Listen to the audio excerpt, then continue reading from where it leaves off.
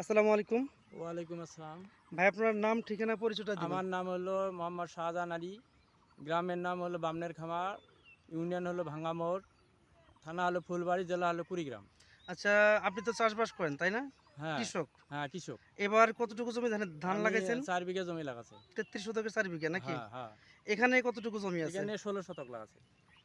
আ এখানে কতদিন আগে ধান রোপণ করছিলেন? এলা ৩৬ দিন আগে আর কি লাগাছে। আজ থেকে ৩৬ দিন আগে। হ্যাঁ। এই ধানের জাতটা কি আপনি জানেন? এটা যে একটা শ্যাম্পু কোম্পানি থেকে আমাদের একটা মোটা ধানের বীজ দিছে। আমি যদি দেখানোর চেষ্টা করি, এটা হচ্ছে স্যামকো কোম্পানির একটা ট্রায়াল বীজ CQR ২। আচ্ছা শাহজাহান ভাই, হ্যাঁ, আজকে ৩৬ দিন হয়ে গেল, তাই না? হ্যাঁ, হ্যাঁ।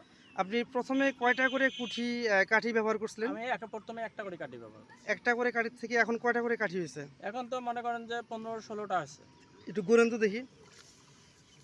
এই যে দেখেন ১, ২, ৩, ৪, ৫, ৬, ৭, ৮, ৯, ১০, ১১, ১২, ১৩, ১৪, ১৫, ১৬, ১৭, ১৮, ১৯, ২০, ২১, ২২, ২৩, ২৪টা হয়েছে। ২৪টা মানে এভারেজ ২৫, এভারেজ হ্যাঁ, ২৪-২৫টা হয়েছে। হ্যাঁ, ধানের বয়স তো ৩৬ দিন। হ্যাঁ, এটা তো আরো কুশি ছাড়বে হ্যাঁ, না? আরো ছাড়বে। এই যে খুশি হয়ে গেছে, এখন খুশি ছাড়বে। তা আপনি আপনার কাছে কি মনে হচ্ছে এই ধানের না বীজটা? এই ধরনের খুব ভালো।